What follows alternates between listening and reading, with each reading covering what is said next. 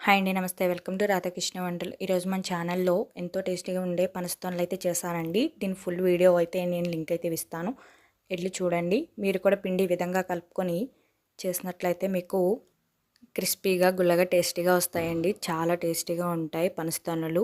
స్వీట్గా క్రిస్పీగా వస్తాయండి. మీరు కూడా ఇదే పద్ధతిలో చేయండి. పనసతోనలో టేస్ట్ అయితే బాగుంటుందండి. ఫుల్ వీడియో అయితే తప్పకుండా చూడండి. నేను లింక్ అయితే ఇస్తాను.